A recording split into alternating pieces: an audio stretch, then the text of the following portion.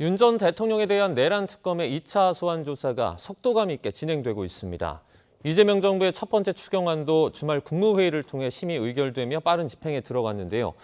여러 전국 주요 현안 함께 짚어보겠습니다. 이동학 전 더불어민주당 최고위원, 이준우 국민의힘 대변인 나오셨습니다. 어서 오세요. 안녕하세요. 반갑습니다.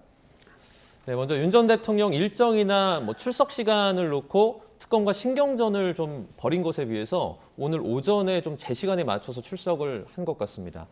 늦을 경우에는 유리할 게 없다 이렇게 판단을 한 걸까요? 원래 이제 윤석열 전 대통령이 부르면 응하겠다라고 이제 얘기를 했었었고요. 네. 그 맥락에서 불러준 시간, 그러니까 몇 시에 나와라 그 시간을 맞춰준 것이 아닌가 생각이 듭니다. 네. 처음에는 뭐 1시간 정도 늦춰달라고 했었는데 사실상 뭐 첫 이제 출석이다 보니까 1시간 정도 더 이제 변호인과 얘기할 정도 좀 시간을 보장해달라 그런 의미였던 것 같아요. 근데 네. 오늘은 이제 두 번째 이제 소환 조사다 보니까 이미 이제 일주일 간격을 두고 두 번째 소환 조사다 보니까 이미 준비를 충실히 한 거 아니겠느냐. 그래서 제 시간에 맞춰서 출석한 걸로 보입니다. 네, 일정이나 이런 부분도 있지만 사실 출석을 할 때 계속해서 아무런 별다른 입장을 내놓지 않고 있거든요. 이전 어떻게 보면 대통령들과 비교하는 그런 분석도 나오고 있고요. 어떻게 보고 계십니까? 윤석열 사전에 사과와 반성은 없다. 이런 아마 사전을 갖고 있지 않을까 싶은데요. 네. 사실 오늘도 9시 제가 시간을 보니까 2분에 했더라고요. 네네. 학교 다닐 때 저희가 수업 시작 시간이 9시인데 2분에 들어가면 지각이죠. 네, 1분에 들어갔다고 합니다. 9시 네, 근데 1분에 제가 들어가서. 시간을 보니까 약간 1분 50초, 아, 2분 그렇습니까? 가까이 예, 된 예. 것 같아요. 네, 그런 측면에서 봤을 때 여전히 국민적 비호감을 쌓기 위해서 스스로 노력하고 있는 거 아니냐, 이제 이런 생각이 들고요. 네. 저는 특검이 너무 지금 온순하게 하고 있다고 생각합니다. 지금 본인이 잘못한 것에 비해서 대역죄를 저지르고도 아무런 반성과 사과가 없는 지점이 있고요. 특히나 특검과 지금 기싸움 할 때가 아니잖아요. 네. 본인 스스로가 잘못한 일들에 대해서 사과하고 반성하고 해야 되는데 그 일들로 인해서 지금 자신들의 부하들은 전부 다 수사받고 지금 감옥에 있단 말입니다. 근데 그런 부분에서 이 자신의 어떤 부하들에게 모든 걸 다 뒤집어 씌우는 듯한 그런 태도로 계속 일관을 하고 있고요. 네. 이게 변호인단하고 얘기가 된 건지는 모르겠습니다만 그 변호인단들이 제가 볼 때 윤석열 전 대통령의 변호인단으로 적절한가에 대한 의문도 있습니다. 실제로 도움이 될 것인가? 국민 여론전도 결국 하고 있는 것이고 그냥 재판에서도 그 어떤 좋은 이미지를 갖기 위해서 노력해야 되는 것인데 네. 그런 것과는 정반대로 가고 있고 오늘도 아무 말도 안 하고 들어가는 것 그 자체도 너무나 국민 비호감을 쌓는데 일조하고 있지 않나 이렇게 생각합니다. 네. 저는 윤석열 전 대통령이 비호감을 쌓기 위해서 노력한다 이렇게 얘기한 건 참 좀 굉장히 유감입니다. 비호감을 쌓기 위해서 노력하는 그런 정치인이 어디 있겠습니까? 이제 그렇게 이제 시선을 본인이 그렇게 보는 거겠죠.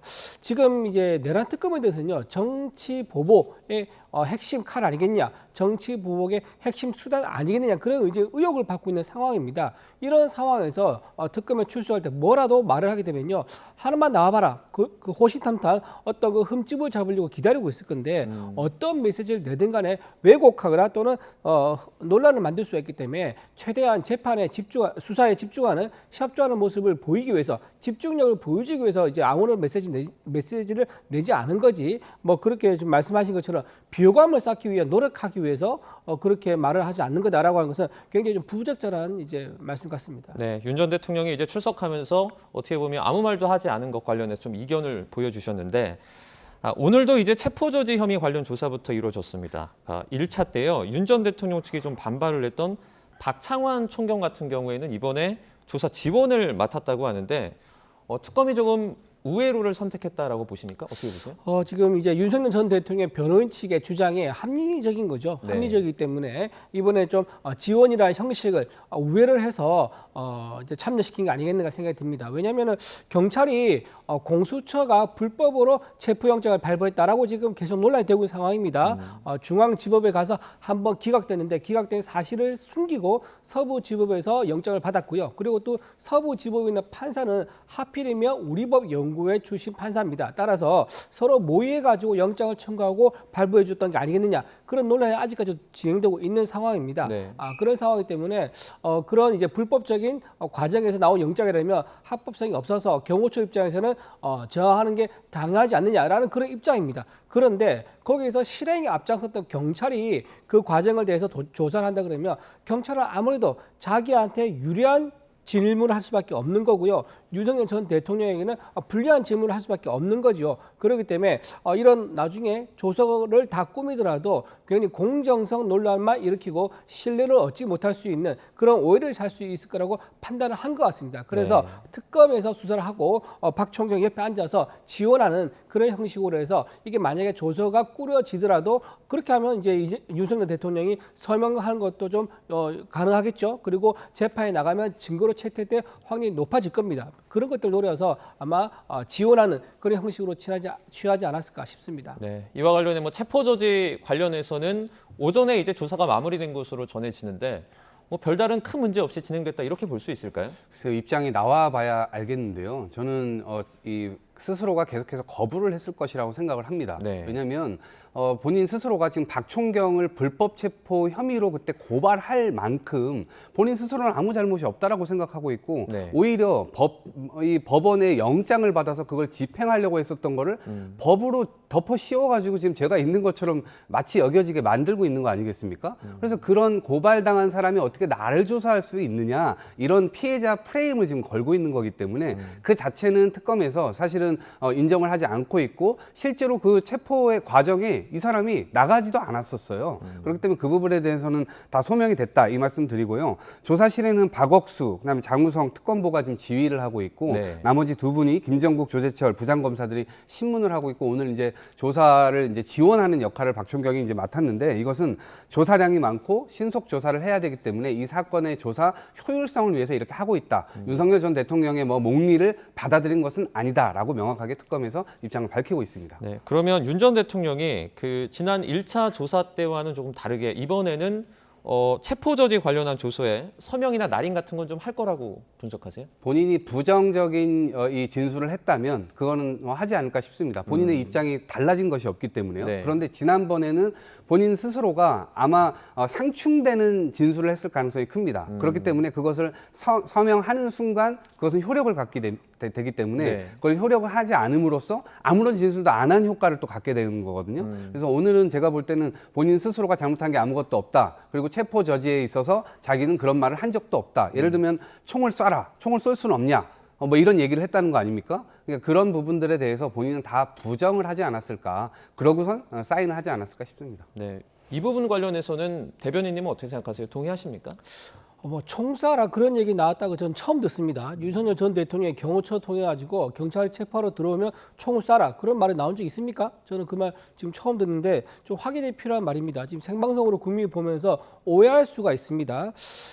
지금 이제 조서에 서명을 할 것이냐 이게 지금 핵심인 것 같은데요. 제가 보기엔 지난번에 얘기한 대로 박총경 즉 경찰에서 직접 수사한 것은 가해자가 수사를 하는 거라서 이건 받아들일 수 없다. 이게 특검에서 어느 정도 형식상으로 공정성을 갖춘 걸로 보이거든요. 따라서 윤석열 전 대통령은 아마 이런 상황이라 그러면 서명을 해서 이게 조서에 협조하지 않을까 그렇게 생각이 됩니다. 네.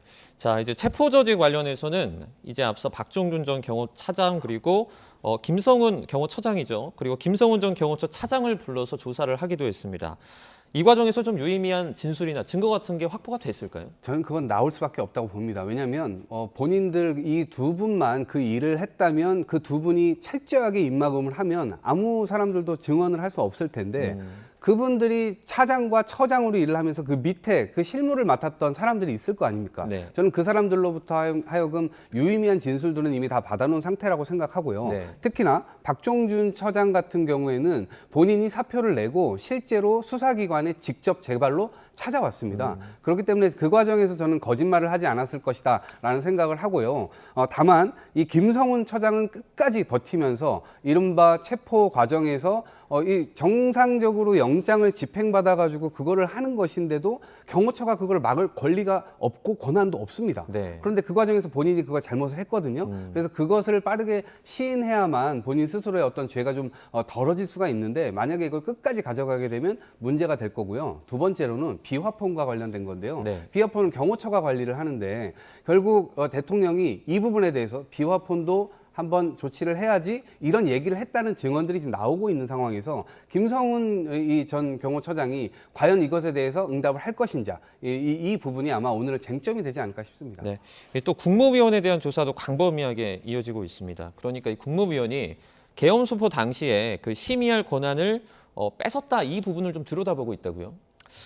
지금 이 부분이 지금 이렇게 됩니다. 지금 네. 윤석열 전 대통령이 직권 남용 권리 행사 방해 혐의를 적용할 수 있느냐 이 부분을 본다 그러더라고요. 다시 말해서 계엄에 국무회의를 열어야 되는데 네. 어떤 분은 국무회에 부르고 어떤 분은 부르지 않았다. 그러면 국무회에 참여하지 않은 분은 계엄 국무회의에 나와서 어떤 반대 의견을 낼 수도 있었는데 반대 의견을 낼 사람 같은 경우는 아예 연락하지 않아 가지고 국무회에 참석 못하게 했던 게 아니냐라는 이런 이제 혐의를 생각하고 있는 것 같아요. 네. 근데 그렇다 그러면 그 국무위원은요, 내가 참석했다면 반대했을 것이다라는 그런 명확한 입장이 있어야 되고 그런 근거가 있어야 됩니다. 네. 근데 지금 이건 완전 가정 아닙니까? 그 국무위원이 참여했으면 아마 반대했겠지라는 그런 가정하에서 지금 전부 다 뒤에가 맞춰지는 거기 때문에 그런 가정을 어떻게 입증할 것인가 저는 이게 좀 의문스러운 부분이 듭니다. 네. 왜냐하면 반대를 할 수도 있는 거지만 아니면 입장을 내지 않고 보류할 수도 있는 겁니다.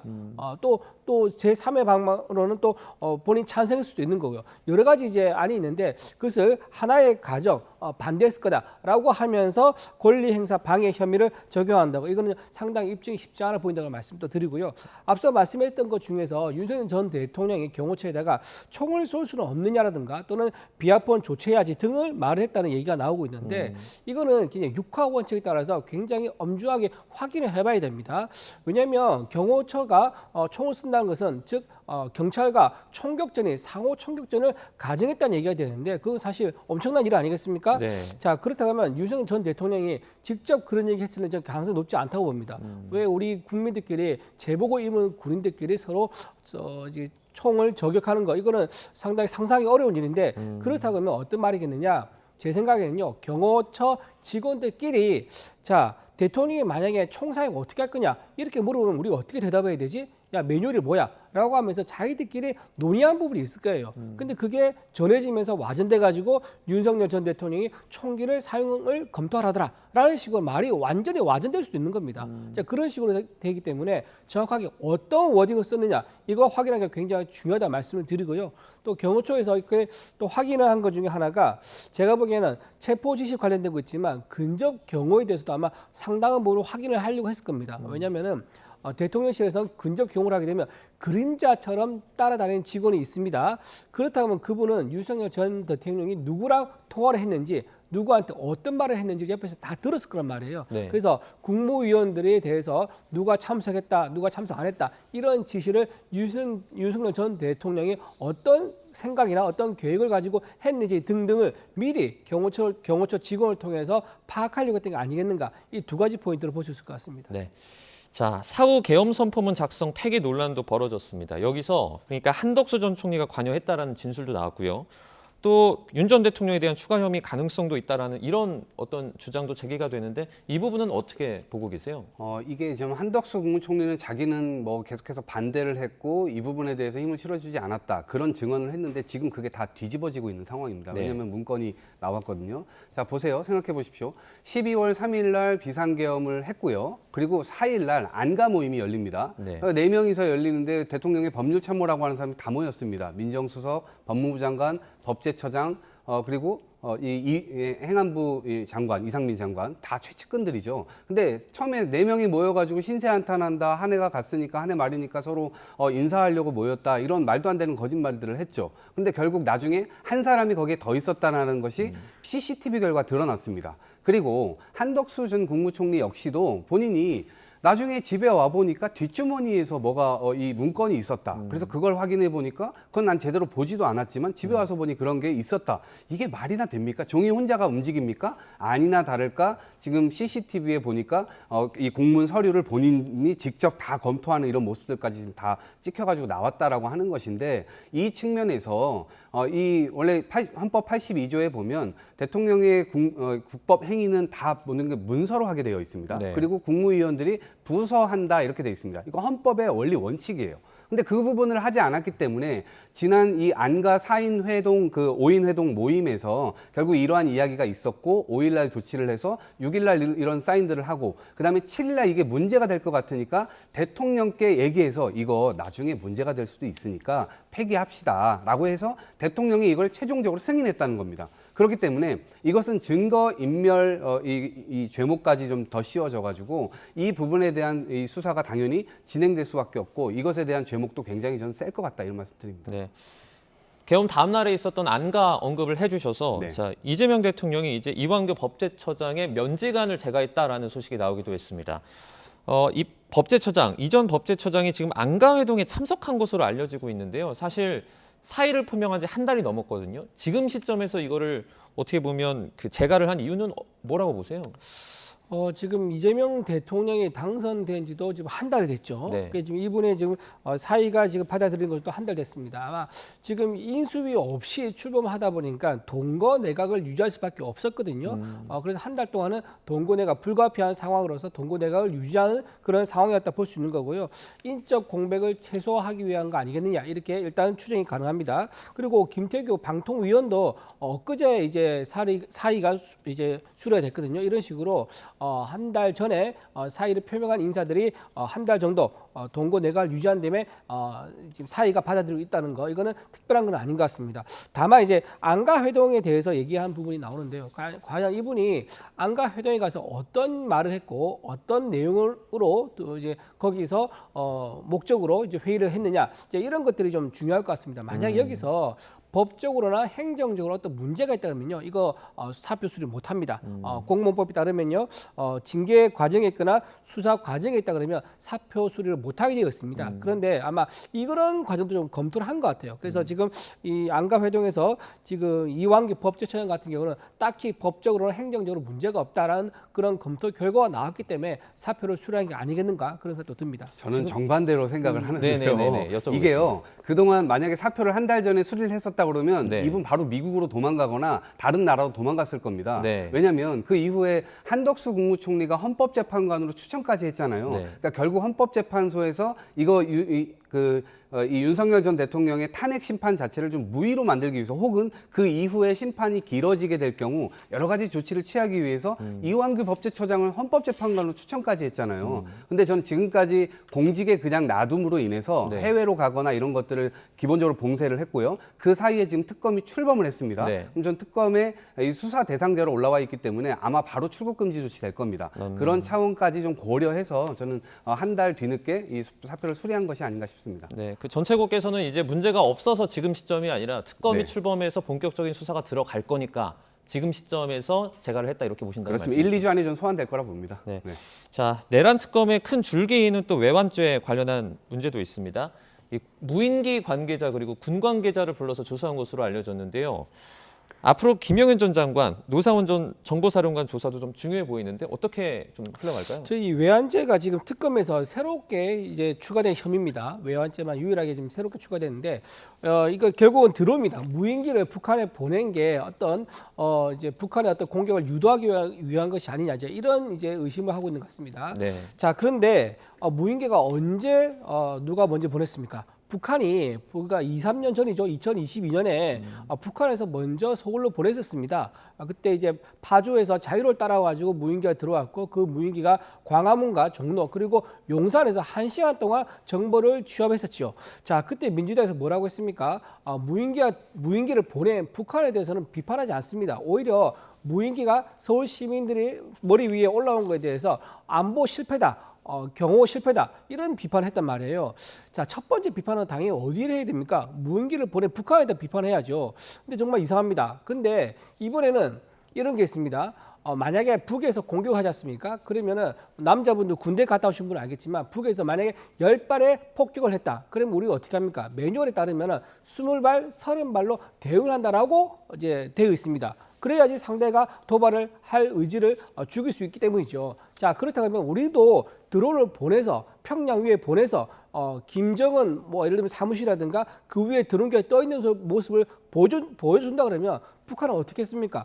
야, 우리만 보낼 수 있는 게 아니라 대한민국도 드론을 보내서 우리한테 위협을 줄 수 있거나라는 그런 겁을 먹을 거란 말입니다. 그렇기 때문에 그러면 다음에 드론을 보내면 안 되겠다, 또 보복당할 수 있겠다는 그런 억제 효과가 있는 건데 그런 차원에서 드론을 보낼 수도 있는 겁니다. 그래서 지금 이 방금 말씀하신 것처럼 마치 드론을 오로지 북한의 어떤 공격을 유인하기 위한 용도로 했다는 거, 이거는 특검에 가서 아주 엄격하게 따져봐야 할 문제다, 이렇게 생각합니다. 네, 외환죄 관련해서도 좀 다른 의견이 있으실 것 같은데 어떻게 보세요? 저는 엄격하게 따지면 이 굉장히 큰 죄목으로 이 죄목이 더 붙지 않을까 싶은데요.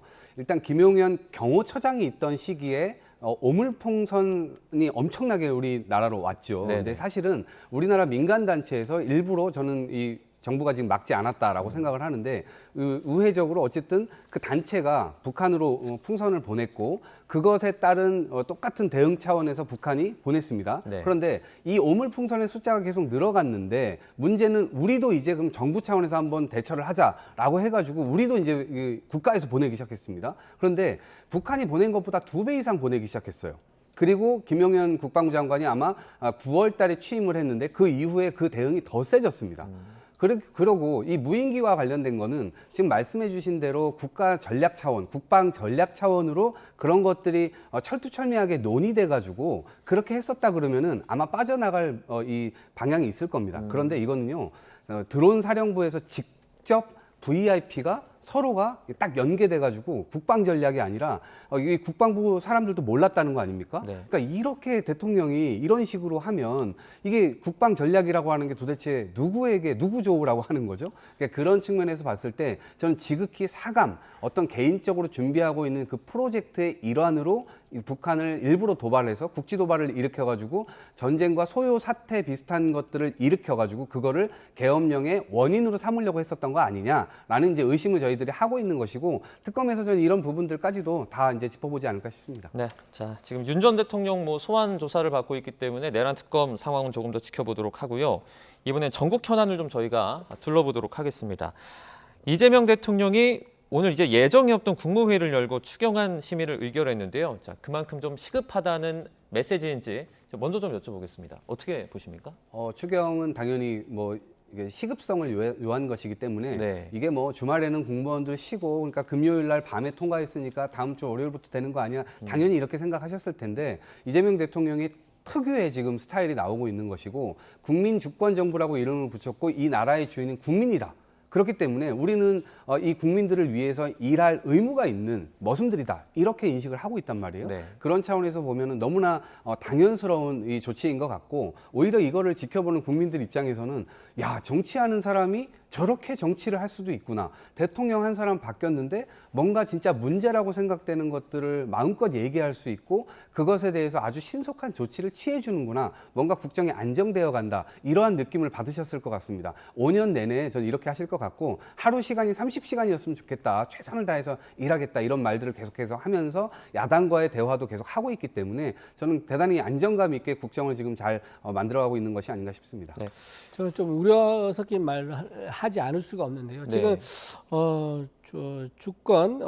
국민 주권 정부라고 이제 되게 이제 아주 좋게 말씀하셨습니다. 근데 국민 주권 정부 우리나라만 쓰는 거 아닙니다. 베네수엘라도 이제 국민 주권 정부라는 정부 명칭을 가졌었습니다. 근데 베네수엘라 지금 어떻습니까? 세계 지금 최빈국 중 하나가 됐죠. 멋진 이름을 가졌다고 해서 멋진 나라가 되는 건 아닙니다. 내용이 중요한 겁니다.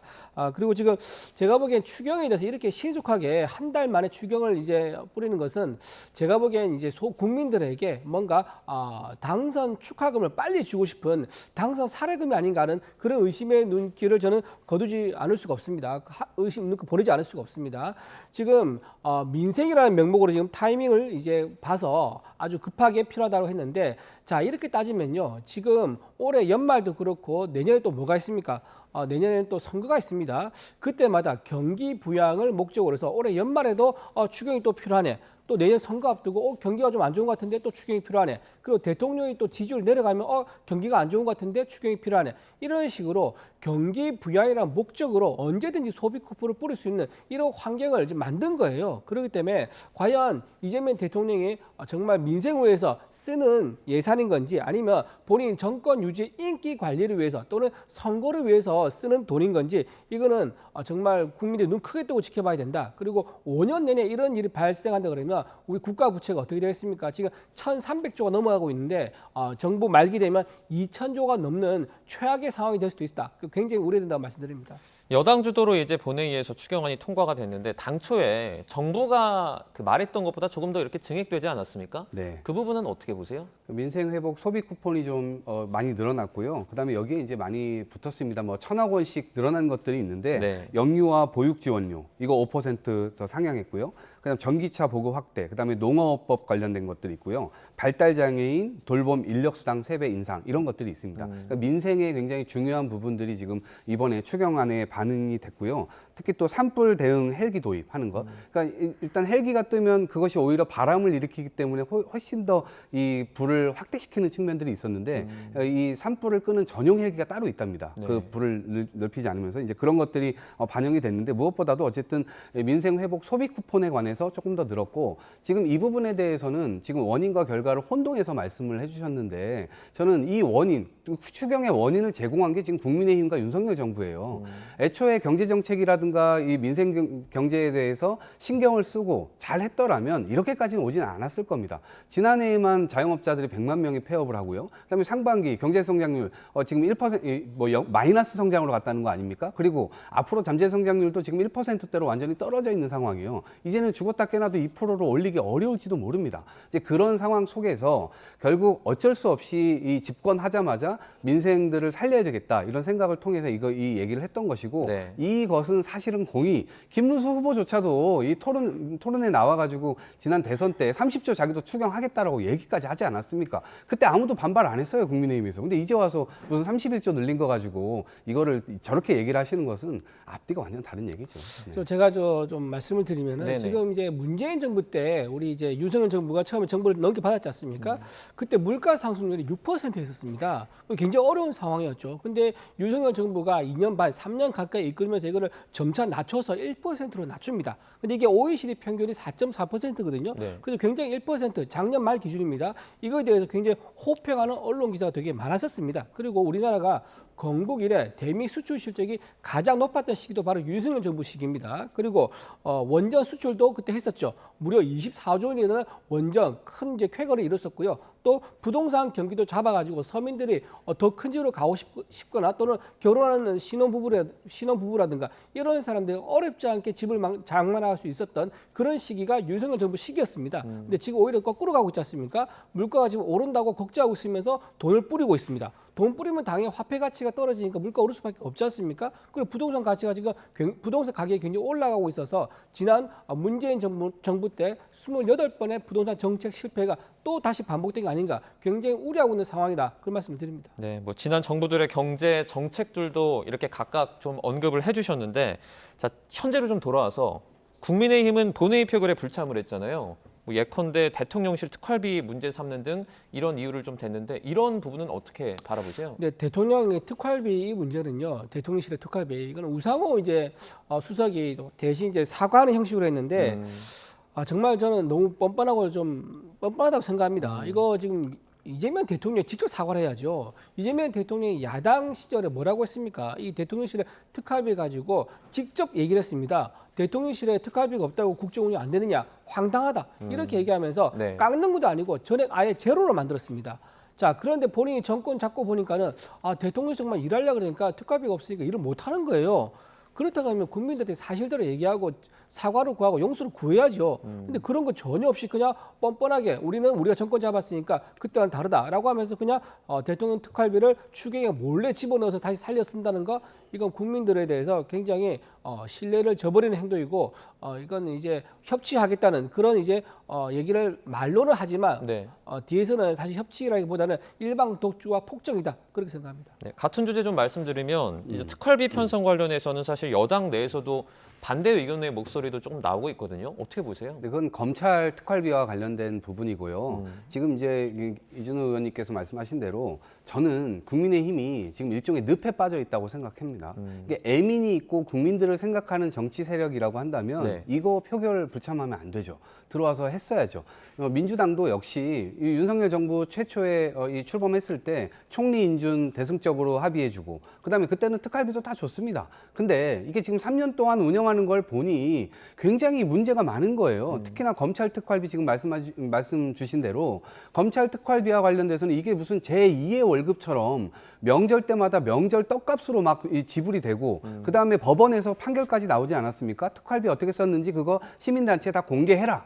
그런데 이걸 다 꺼먹지로 해가지고 볼 수도 없도록 해가지고 했습니다. 근데 그거를 정말 어떻게 긁어가지고 그 숨어있는 내용들을 찾아보니 이게 누가 1,000만 원 가져가고 누가 몇 억을 가져가고 근데 이게 증빙이 아무것도 안 되는 거예요. 그렇다고 해서 그때 진짜 특수활동에 필요한 수사가 진행되고 있었던 기간이었느냐? 그것도 아닙니다.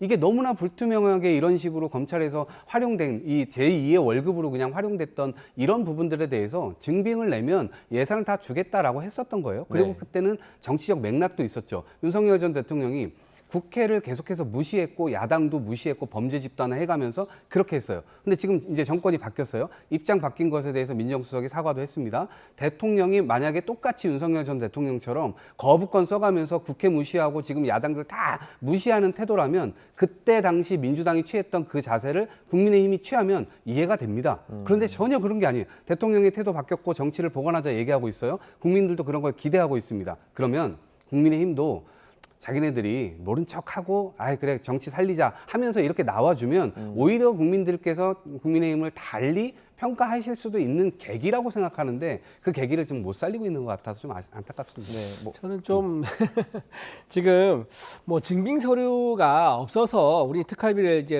우리 다 깎았다 이렇게 얘기를 하신 것 같아요. 다 없애버렸다 얘기하시는데 지금 똑같습니다. 이재명 대통령실도요 증빙 서류 없이 쓰는 돈이에요. 근데 마치 무슨 윤석열 전 대통령실에서는 증빙서를 없이 쓰고 이재명 대통령이 있는 대통령실은 증빙서를 있게 쓰는 것처럼 말씀하시면 국민들은 혼란을 가질 수 있습니다. 전혀 사실이 아닙니다. 그리고 이제 그 민주당에서 어떻게 했습니까? 28번을 탄핵했습니다.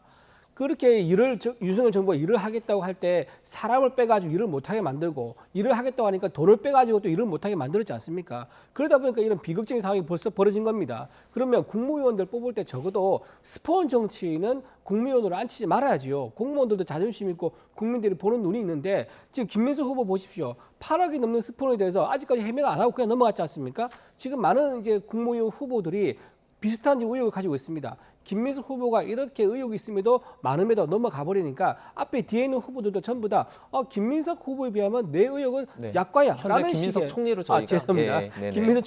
김민석 총리에 비하면 내가 가진 의혹은 약과야. 아무것도 아니야. 별거 아니야. 라는 식으로 지금 다들 버티고 있으면서 청문회에 가서 얘기하겠다면서 자료 제출도 안 하고 있습니다. 자, 이렇게 인사청문회 자체를 아주 무력화시키고 기능을 형용화시킨 것은 국회를 아예 무시한 처사다. 그렇게 볼 수 있습니다. 네, 알겠습니다. 여러 전국 주요 현안들 함께 짚어봤는데요. 지금까지 이동학 전 더불어민주당 최고위원, 이준우 국민의힘 대변인과 함께했습니다. 고맙습니다. 고맙습니다. 맞습니다.